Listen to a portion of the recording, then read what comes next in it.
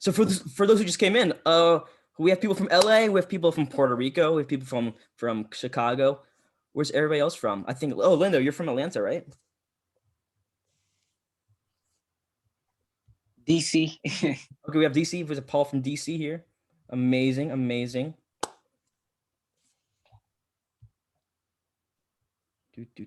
And folks, I do am. Great English, Armand. I am recording this for you folks to check it out later on. So if you're not comfortable being on screen, because I am recording some gallery view, if you're not comfortable being on screen, feel free to turn your camera off, no problem.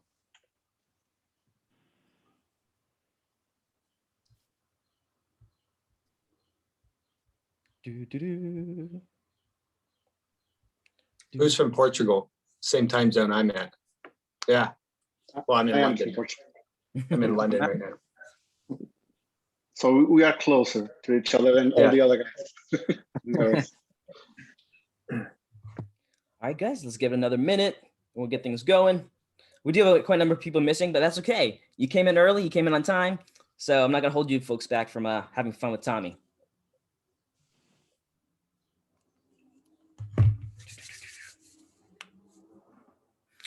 Is my sound okay? Do you hear anything in the background, or is it just fine? No, it's perfect. Awesome, awesome.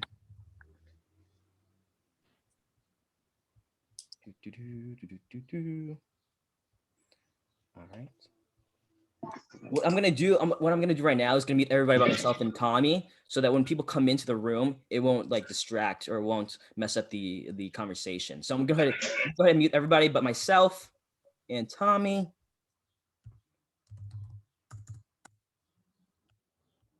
Oh, here we go. Sound check for Tommy. Yep. Hello. Hi. Awesome, awesome. Let me go ahead and mute the others really quick. Hey, Jonathan. Hey, Elena. I'm gonna mute you folks really quick. Here we go. Awesome, awesome. Hey everybody, Ermantourage here with Ermantourage. Thank you so much for tuning in. As you know, the last few months we've been doing a series of benefits online for inner city arts. Inner city arts is widely regarded as one of the nation's most effective arts education providers, is an oasis of learning, achievement, and creativity in the heart of Skid Row, and a vital partner in the work of transforming the lives of young people in Los Angeles and beyond. So thank you folks for donating to the cause. And today we have my buddy. I've known him for about, well, I think 5 years now. He was one of my previous live events back in like 2016. So it's been quite some time. Tommy Harper is a producer and executive producer whose credits include Star Wars: The Force Awakens, Star Trek Into Darkness, Cloverfield Paradox, and the upcoming Top Gun Maverick, which I know we can't talk too much about. Hopefully we get a little bit of a teaser, Tommy, if we can. So everyone please give a silent round of applause to Tommy Harper. Tommy, good to have you here, sir. Thanks for having me. Thanks for having me. And for those who registered, like I said prior, today is a little bit different. We do want to see who you folks are and get to know you before we dive into our conversation with Tommy. So I'm gonna go around the room. When I call on you, please share who you are, kind of maybe your role in the industry, producer, writer, whatever you are. Share a little bit about what you're doing. Maybe if you want to talk about it, maybe mention what you're working on now. I would love to know your personal career goals. I would love to know that so we can kind of dictate the conversation towards that. So I'm gonna start with Sarita. Let's hear from you. Okay. Hi, Tommy. I'm an award-winning writer of over 40 published books, scripts, adaptations. I teach writing, and I'm also a forensic nurse. I help others with their medical, poison, and forensic questions for their stories. And I also write for Splash Magazine, so I can help you review your film when it comes out. I've written about Erman in the magazine before. I just finished writing up a true crime that I help investigate. And I work with domestic violence victims. I have a story about that. I have I have a number of award-winning stories. Thank you so much, Sarita. Wow. Let's go with Jacqueline. Hi, I'm Jacqueline Whitehair. I'm an actress and creator. My background is in performing. I'm classically trained and also studying sitcom comedy. As far as creating goes, I created a short film, Breach, in 2017 that circled Film Fest. Most recently, I was cast in AMC's Lace, which is a legal drama. I also produced The Nellie Bly Story, which is the first installment of a web series featuring interviews with females who are ahead of their time.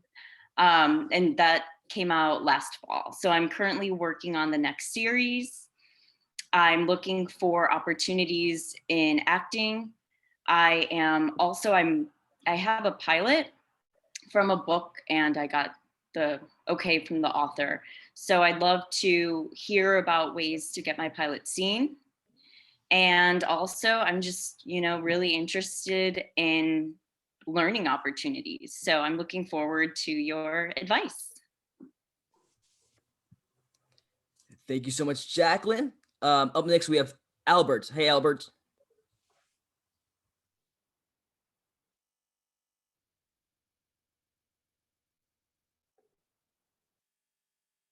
Oh, you're still muted. Oh, There we go. I appreciate the opportunity, Erman. Also, just want to shout out my students for being in this Zoom meeting as well. Thank you, Tommy Harper, for having this and giving your time. I just want to say I am a teacher here at Villa Park High School. I work with numerous students. Talent Scouting, I'm a creative director for Visual Professionals. We're an organization that works with MIT, numerous talent agencies to have students get involved with media, film, photography, modeling, and acting. And yeah, I appreciate it. I believe I have Johnny here on the side. Johnny, would you like to introduce yourself? Yeah, my name is Jonathan.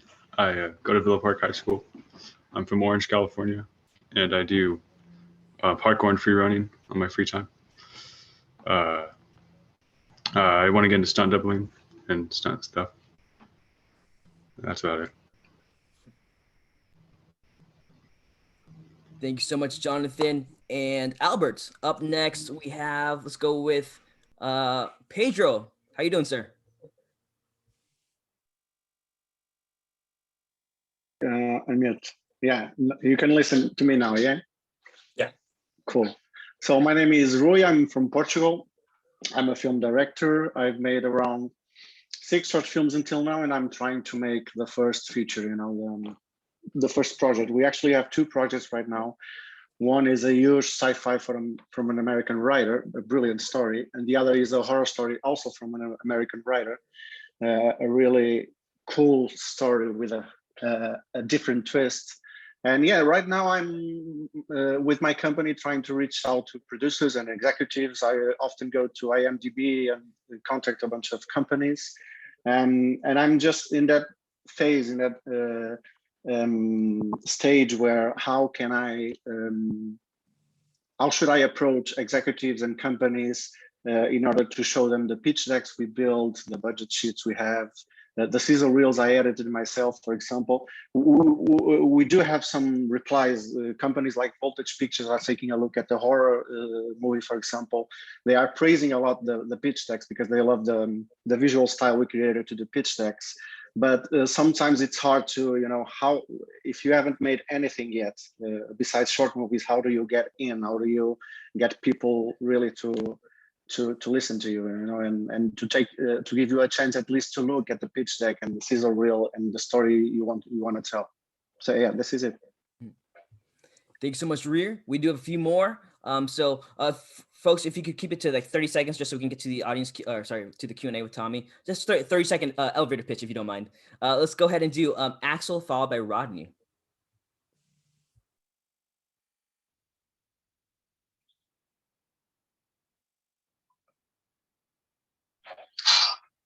Hi everyone, I'm Axel Orfman. I'm originally from Morocco, but I'm Moroccan, Spanish, American. So I have made projects, especially short films all over, 3 of the 3 countries. I have directed over 90 episodes for TV between sitcoms and drama. I have 2 feature films. My last one was an award winner at many festivals around the world. and I'm a screenwriter director, and I'm now working. We just got funded for a web series that now we're preparing to start shooting in August in Chicago. And yeah, that's it. Thank you. Welcome, Axel. Thank you so much from here. We're gonna have Rodney followed by Ross and then Matt. Cool. Hey, my name is Rodney Holland. Thank you, Tommy, for joining us today. Appreciate it. I'm a writer-producer. I co-produced a film a couple years back starring Academy Award winner Ernest Borgnine and also Emmy winners Richard Schiff and Ann Muir and Doris Roberts. That was called Another Harvest Moon. Recently, I've been working on a couple of different projects. I've got a feature film that deals with some social issues that's in early pre-production right now. And I have a director and 2 producers attached to that. And we're getting ready to start shopping that for financing. And then I have a television series that I have developed based upon some of my early life experiences growing up in rural North Carolina. And I've got a full executive producing team on that. And we are actually getting ready to start pitching to studios in about a month through a contact with my executive producer who has an output deal at a studio. Thank you. Thank you, Rodney. Up next, we have Ross, followed by Matt Boda, and then Piers. Hi, first I want to say thanks, Erman, for inviting me to this today. I appreciate that and appreciate your time today, Tommy. My name is Ross Martin. I'm a screenwriter. I've written in various genres, comedy, drama, horror, and my latest is a sci-fi called Rivals. I've also done some directing. I've directed, produced, co-wrote, co-directed a feature film called Rubbernecking. And I've also edited War of the Worlds 2, The Next Wave, starring and directed by C. Thomas Howell for The Asylum. I'm seeking representation as a writer and possibly director as well. Thank you. Thank you so much, Ross. We have a few more. We're gonna go with Matt, then Paul, then Linda. Hey, Matt. Hey guys, how's it going? I'm actually on a Starbucks commercial right now, shooting a Starbucks commercial, but my name is Matt. I'm a producer in Los Angeles. We make proof of concept films. So we fund about 7-minute, they're shorts essentially, but they encompass the full idea. They pair up with the intellectual property.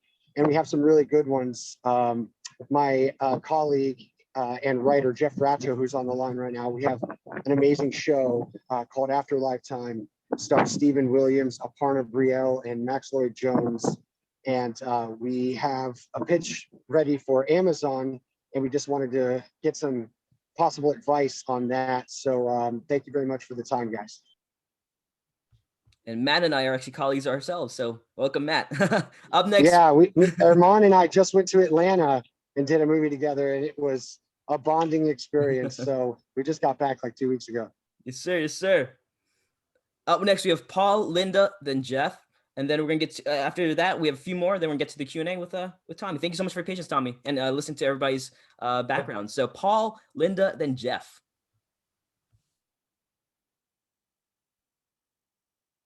Oh, 1 second, Paul, you're muted. I'm mute. There we go. Oh, can you now? Yeah. Oh, thank you again for inviting me out, man. Thanks again, Tommy Harper, for taking your time out to instill your wisdom. My name is Paul J. I'm from Washington, D.C. I'm a writer, actor, creator, and editor. Just finished a film on a very important topic, which is human trafficking, called Broken Exchange Encoded. I played an officer. I have another film that we just finished on Amazon Prime called A Worthy Punishment, and another one coming up on Amazon Prime November the 2nd called Thanksgiving Rose. I've been looking for representation, just more opportunities. A lot of stuff and opportunities that I've been getting have been on my own merit without an agent or representation. But I know you can only go so far without getting, an agent and having that representation, on your corner. But I know you've done some amazing things. Just helped produce a romantic comedy as well. So taking my skills from the acting to the producing side and to the writing side and just getting the whole aspect together. But that's what I'm about, man. And I'm looking to move to LA or to Atlanta to further my talents and further my skills. Welcome, Paul. Up next, we have Linda, Jeff, and Vikrant. Hey, hey, thanks for having me. Linda Zolo, Atlanta, Georgia. I am a lover of my Maine Coon kitty, Lucius Maximus. I am a licensed motorcyclist of 11 years. Actress, writer. I have my short film, California, that deals with domestic violence. So Sarita, I'd love to connect with you. And I'm just here to learn and possible. I'm working on a feature film script. It's a sci-fi, a prequel to a big franchise. So I have big aspirations on that. And yeah, I'm just happy to be here. Thank you. Thank you so much, Linda. We have Jeff, Vikrant, and Danny. Hey, Ron. Thanks. So I've sold a bunch of different short stories in the fantasy, horror, and sci-fi genres in the past, and that kind of led into screenwriting. I did take one script, and I'm actually turning it into a graphic novel with an artist in the UK whose name is Jean-Michel Ringuet, and he's had stuff published through Image and IDW, and then some smaller publishers. And as Matt Boda mentioned earlier, I met Matt through his Get It Made program, and he liked one of the shorts that I had written, and then that basically turned into a pilot, and that turned into the proof of concept that we filmed the weekend of May the 2nd after Matt came back from Atlanta with Erman. So we're at the point where we're going to be editing that and then developing the pitch deck for it, and then just are trying to look for advice about how best to present these to people, how to find people who are interested in watching the proof of genre, who are in, or pardon me, the proof of concept, who are interested in the type of genre that it's in, etc. Thank you, Jeff. We have Vikrant, Danny, then Noreen. Thanks, Armand. Hi, Tommy. My name is Vic. I am a film composer and music producer.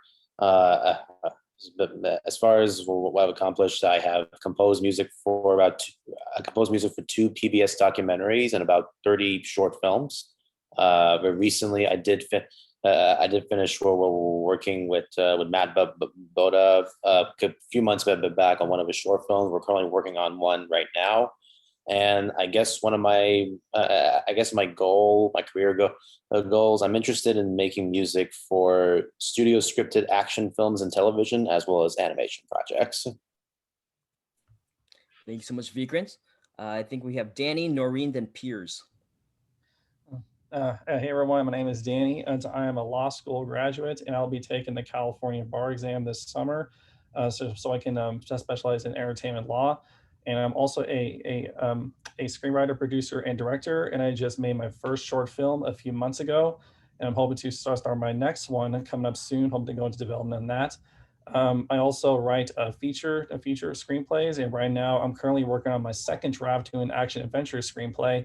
And also just a fun fact for Tommy, it says Star Wars The Force Awakens was the movie that got me into film.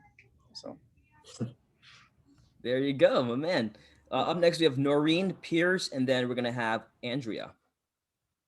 Hi, I'm Noreen. I'm an actress, writer, and creator. I'm currently working on the second draft of my feature coming of age script. I've been doing virtual plays as an actress, and I co-wrote and co-produced and acted in a short film that was in the festival circuit this year, and I'll be acting in another short comedic film this year. And right now I'm looking for more acting and creating opportunities in stories that have a social impact and feature complex three-dimensional characters. And I love connecting with other passionate professionals and helping other creators develop their projects in any way that I can. Thank you so much, Noreen. Up next, we're gonna do Piers, Andrea, then Mike. Piers, Andrea, Mike, and then Elena, and then I think that's everyone. So Piers, Andrea, Mike, Elena. My name is Piers Byfoot, and I'm an actor from Toronto. I recently made my feature debut in Falling, which also had Viggo Mortensen, Lance Henriksen, Laura Linney, and some more in there. That premiered at Sundance and was also a selection at Cannes, TIFF, and some more. And then I'm also going to be in another feature film filming this summer, who coincidentally, another person in that feature film was also a small role in Top Gun Maverick. Very nice. Let's go with Andrea, Mike, and then Elena.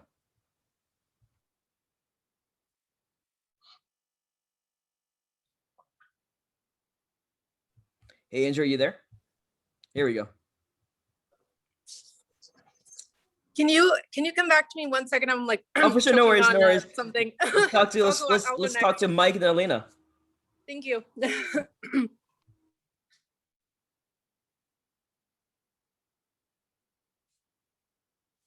Oh, Mike, you're muted still, sir.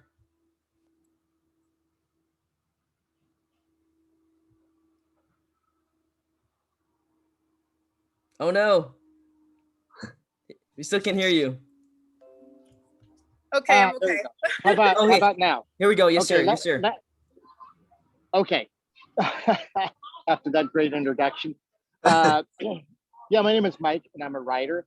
And I just finished a little bit back my fourth script and was able to get it to a good friend of mine who is a creator and showrunner for a number of network TV series and feature writer also, and who absolutely loved it and he sent it out to a couple directors and actors, and hopefully we'll have something going on it soon, but we'll see.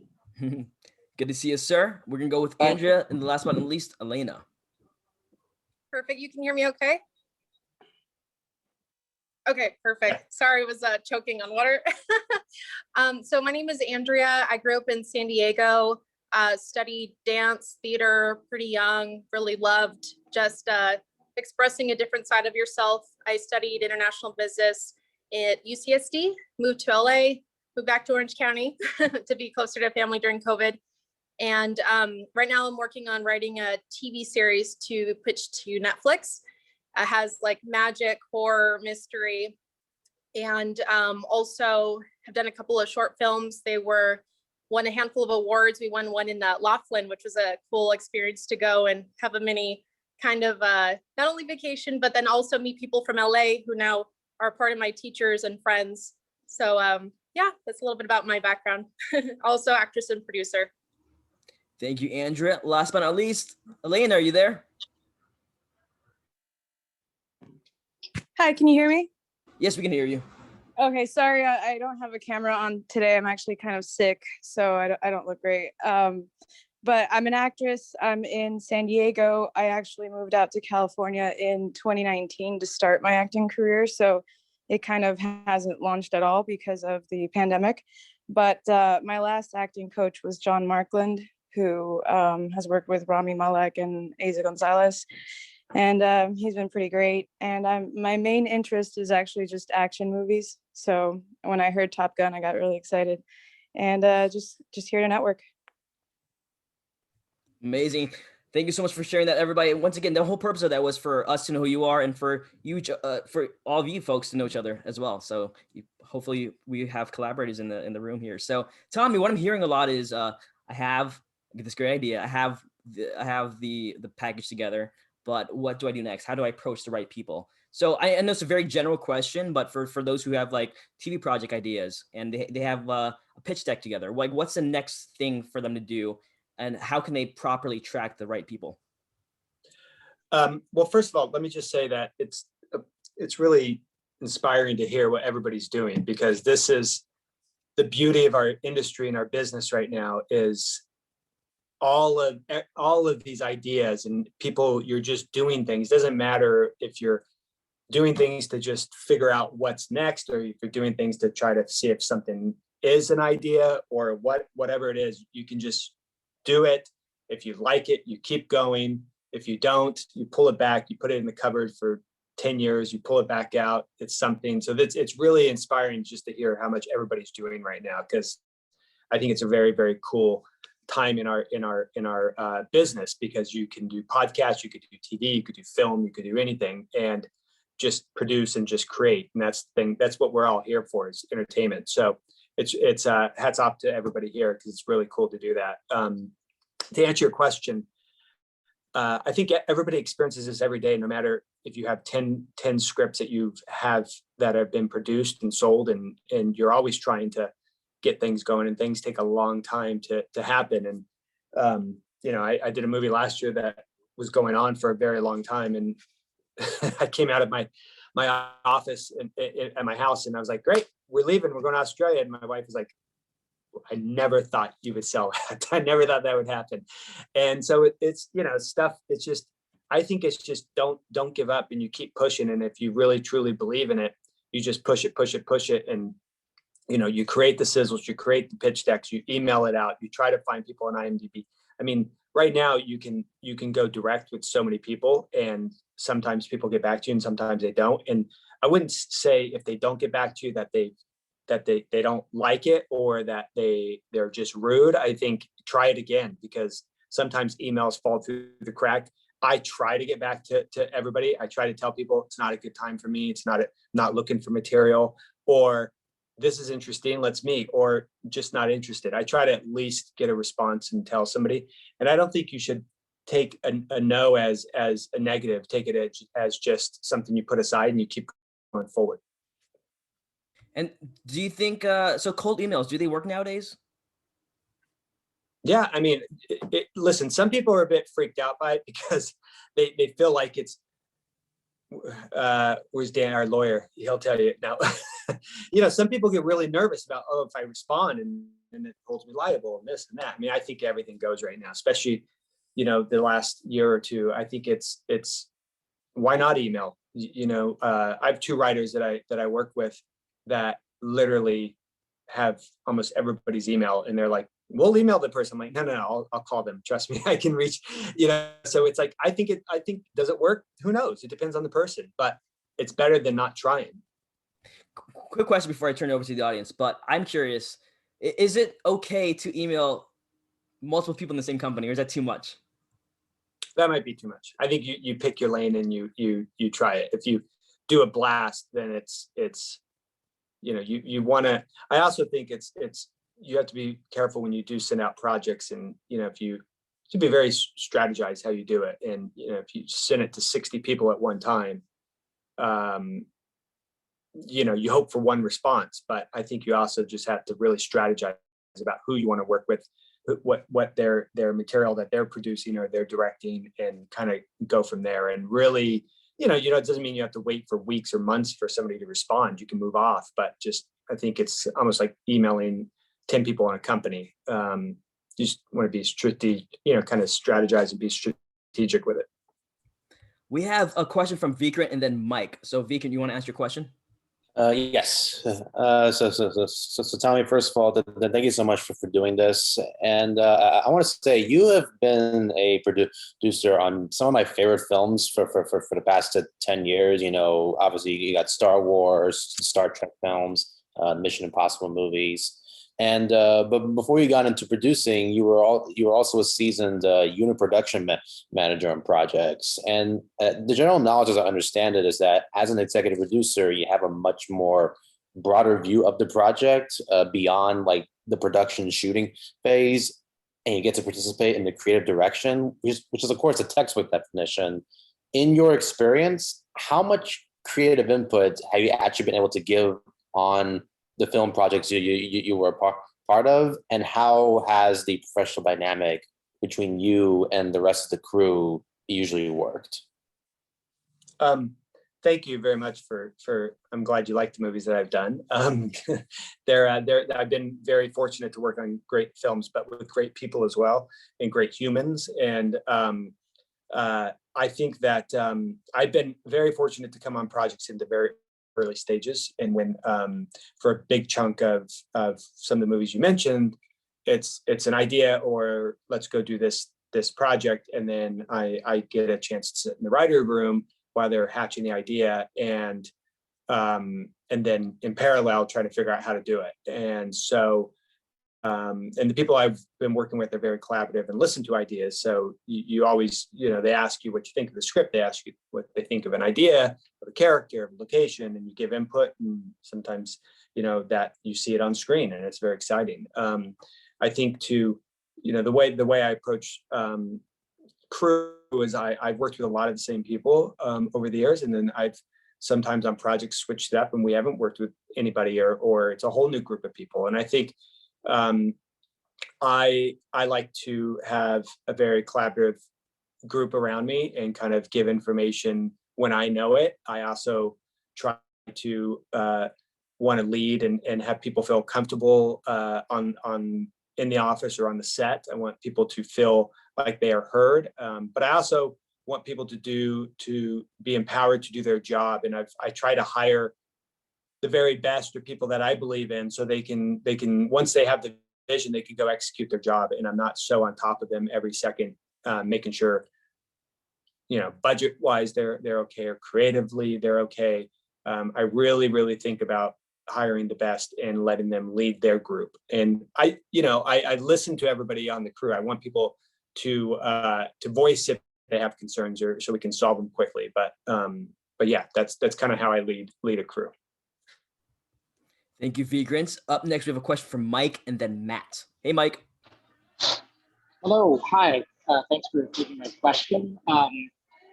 Just to find out about something, one of the producers that this friend sent my script to, and this producer really liked the script, and but was trying to tell me something like, well, it's common for a new screenwriter that the first film, they actually don't get paid anything for the script, and they just get a percentage of the net. And also, if their film gets made, mainly the chance to then get hired to write scripts to pay afterwards. But that for a first film, generally speaking, you don't get, even when the thing gets greenlit, you don't get paid. You're just hoping for a future payoff if the film is made. That didn't seem true to me, and I just wanted to check. So if your script's going to a studio, then in finance through for a union film, you would join the WGA and be protected by their guidelines and their pay scale. If you're going to do a movie, sell your script and do it non-union, yes, you should be paid. Nobody should work for free, and unless everybody is going and taking a very, very low pay to get the movie made. And then my opinion is, it's your story, it's you created it, it's your IP. You should be in the same profit participation as everybody else, the writer, the director, the producer, not writer, the writer, but the producer and director. So it really depends. Sometimes you go do a movie for $500,000 or $1 million, and everybody's taking, very little, and then hoping that it makes money, and then you split it across the board. So in that scenario, you would just want to protect yourself that you're in equal participation with the others. If it's a union and a studio project, then I would just go to the WGA website and look at what the kind of minimums are, and you would eventually have to join the WGA, but at least you can kind of navigate what those salaries are. Yeah, this is more or less for a smaller budget type movie, non-WGA, and a first time write. Yeah, so I mean, it'd probably be depending on the budget number as well. I mean, if the director is getting paid, you should get paid. If the producer's getting paid, you should get paid. That's how I look at it, and then you try to bank. Then what you're doing is you're banking on yourself and hoping that the movie makes money and everybody makes money. Right. Thank you. Mm-hmm. Thank you, Mike. Up next, we have Matt, Troy, then Ree. Hey, Matt. Awesome. Hey, thank you guys so much. So Tommy, as you look through the lineage of your career, just from IMDb, sorry if there's wind back here.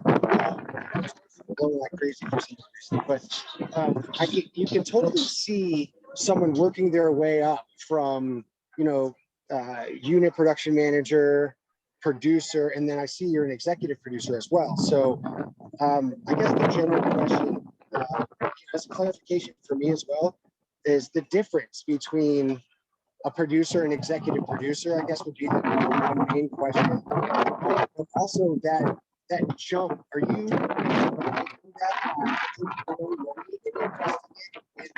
IP and buying IP and then flipping it as you get these more contacts, or sort of how is that happening?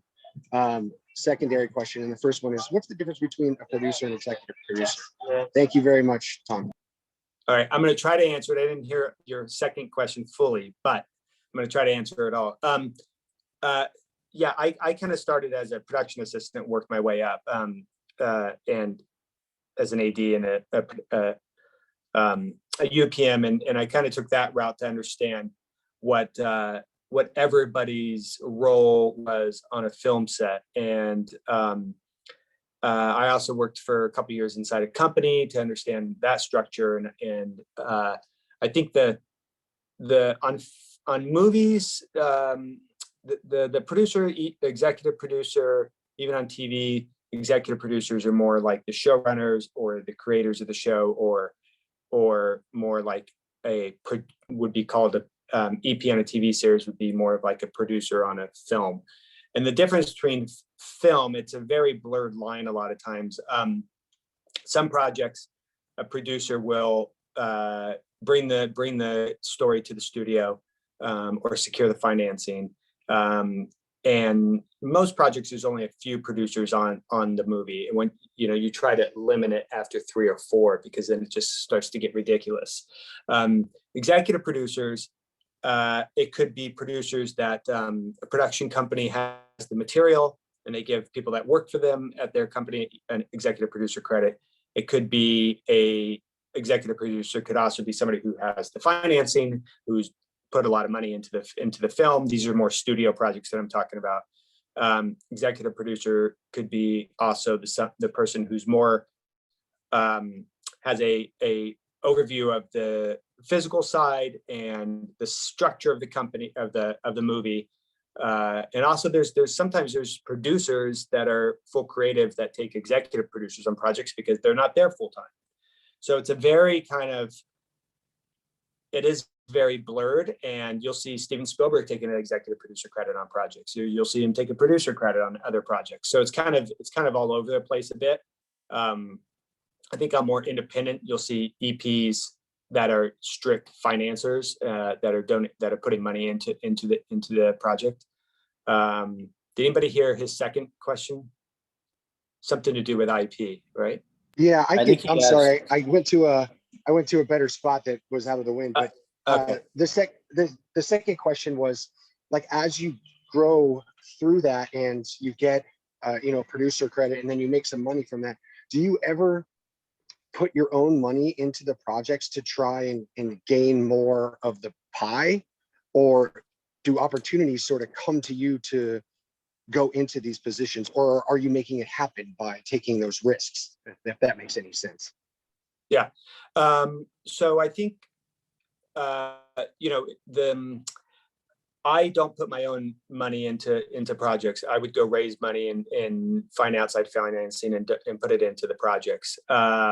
A lot of where my work that comes in is people I've either worked with before, or people or agents or managers that have clients that their clients need somebody to produce their project. So I come in, or I'm doing several projects right now with different directors that at the same time that I've worked with, or studios or companies that I worked with before. So that's kind of how my world works. I've also been part of some movies, some lower budget films that we've gone and raised outside financing and sold foreign the foreign. So no money's come from our side, but we raised $1 million or $2 million and sold it out foreign for $1 million or $2 million. So it became a larger budgeted film, and then we try to make the money back and everybody wins. So there's a lot of different structures to do. A lot of, you could go raise money through family and friends and try it that way as well. I appreciate your time, Tommy. Thanks so much for being an inspiration to us all. Hey, Tommy, so I know you have a few minutes before you got to run to another chat. If we can't get to someone's question, can we still figure out a way to somehow email you the question? Yeah. Awesome. Yeah. Awesome. I believe up next we have Troy, then Ree, and then we'll try to see how much more we can fit in. But Troy's next. Hi, Tommy. Hey. So if someone is, let's say, signed, they already, have a good standing as a potential writer, and they get someone interested in their script, whether it's, production company or a particular producer. and the writer wants to direct, and they haven't gone to film school. They only have maybe one short film under their belt on their own time. Is there any chance they could sort of pitch themselves or convince the producer to let them direct a feature?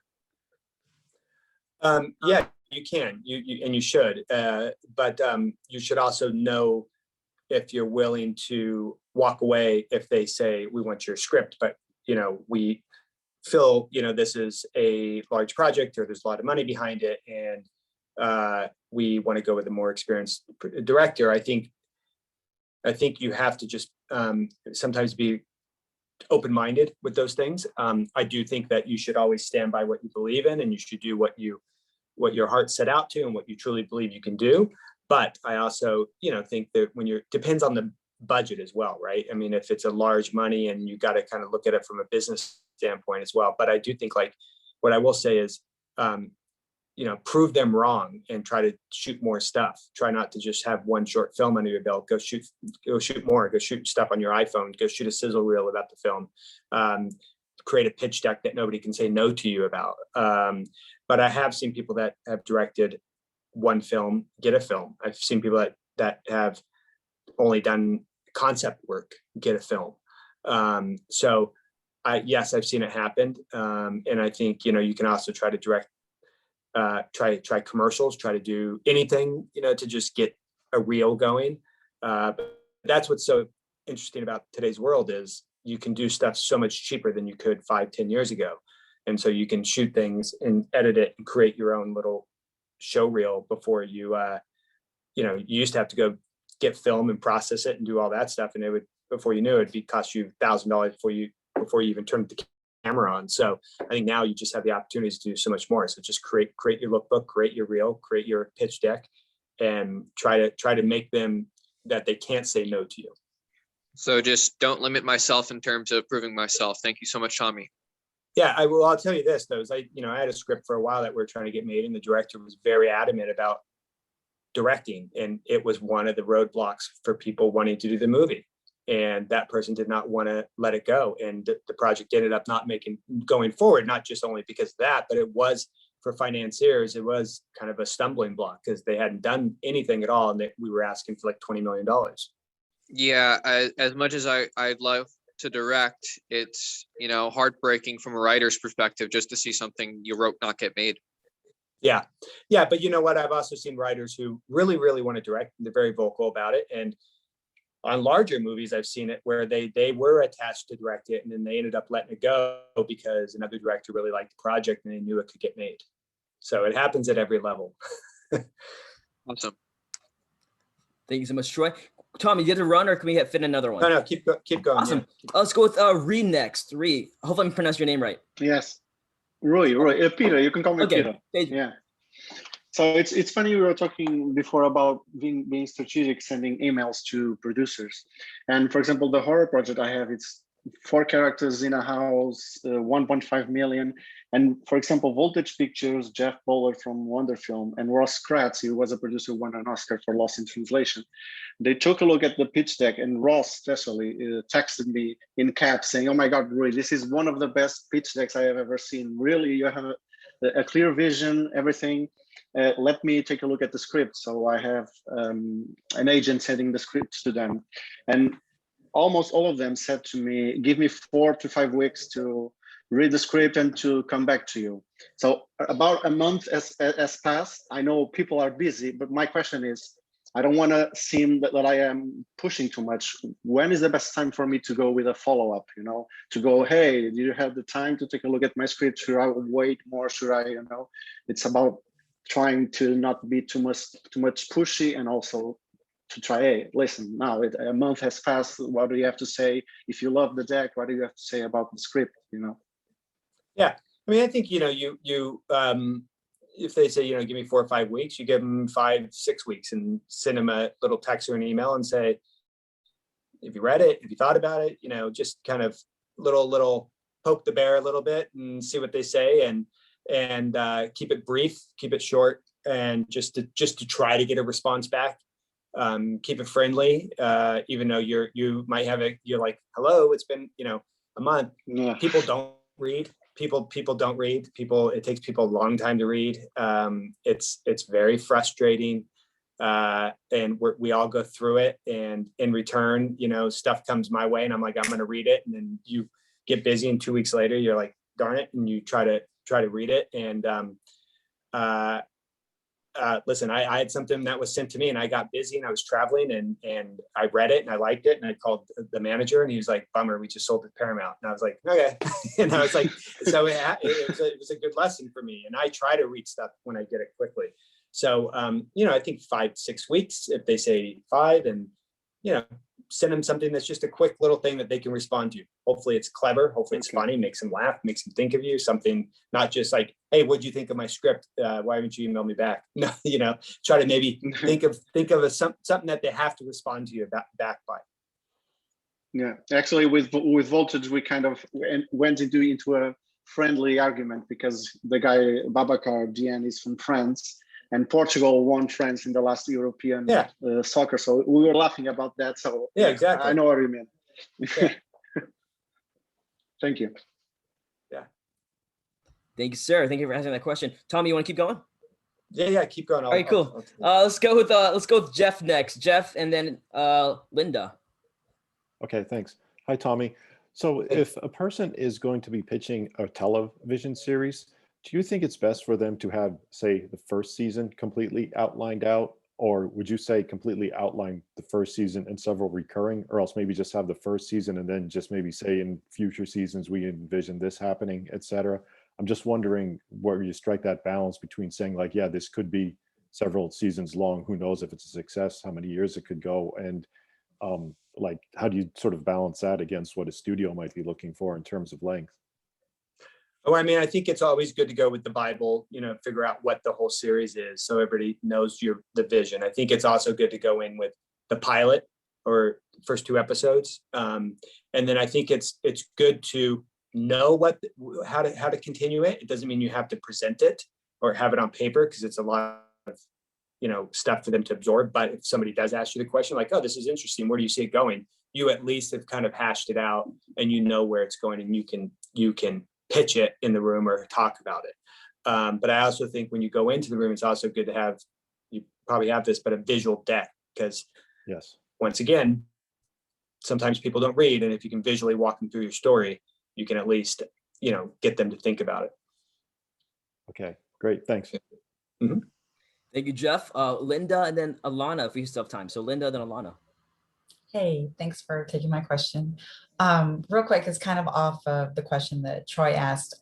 As me writing a feature, or someone who's writing a feature and is an actor, actress, and wants to, of which they have written themselves into the script and wanting to stay with that. What are your thoughts on that? All right, I've had experience on that too. The Bible just the which maybe but it's just the whole season, like outline synopsis of the whole season from start to finish, episode to episode, talk about the characters, break down the locations, break down kind of the beats of everything. That's kind of what I was referring to. Linda, so I it's a very tricky thing, because once again, it's the same with the directing, right? You want to stand by it. You wrote this for yourself, or you're producing it for yourself to get it made.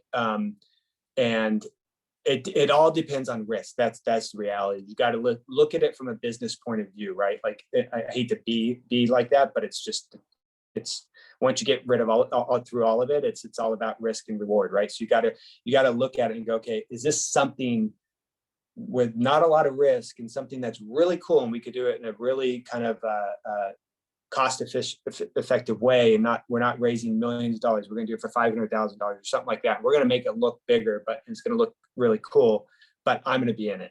That's great. When you get into the weird blurred line, when it's a few $1 million or something like that, and you're trying to convince people to really like give you the money, but maybe you haven't had that one project yet that's hit. That's where it kind of it's a leap of faith for some people.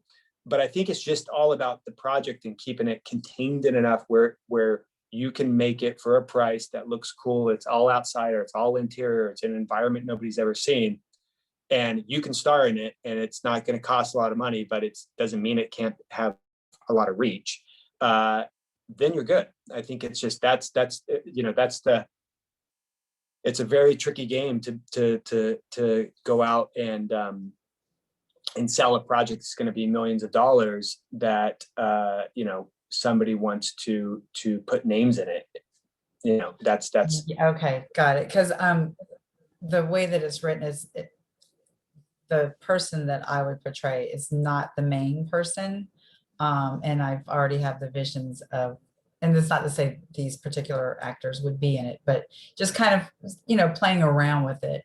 So I appreciate that's smart. you sharing That's smart. That's smart because I've seen experiences where it's like, no, I'm playing the lead. And it's like, okay, well, how do you, it's a $10 million movie. How are we going to do that? But if you kind of present it in the way you just did, then that's smart. And you're going, no, these two leads go to this person. I'll play this. It's a cool character, but it's getting me, great work and a great project. But I know that I'm going to anchor it with these people here because it'll be easier to make and faster to make or whatever. But you may have the standout role, right? It may be like a very cool tailored role that you've written for yourself. So that's a good way to go about it. I think that's cool. Thank you, Linda. We're gonna go with Elena next and Albert. Elena, you there? Yeah, Are you still good timing, Tommy? Still good? Yeah. Okay, cool. Elena and then Albert. It's Alana. Alana, I'm so sorry. No problem. I'm not really sure if my question is more for producer or perhaps it's for some kind of talent or casting agency. And this is a very amateur question, but in my mind, I'm thinking as a young actress, there must be some kind of untapped career path that spans action as a genre specifically.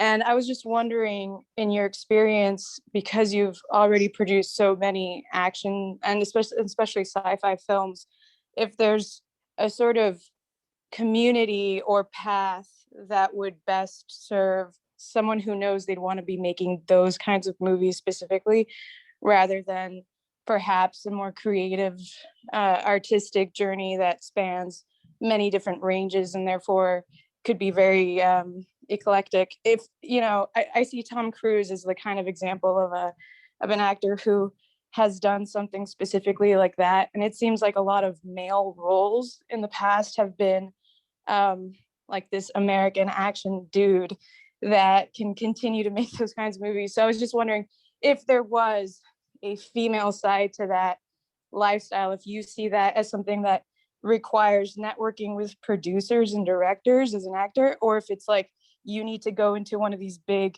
talent agencies and they will place you if you are a fit.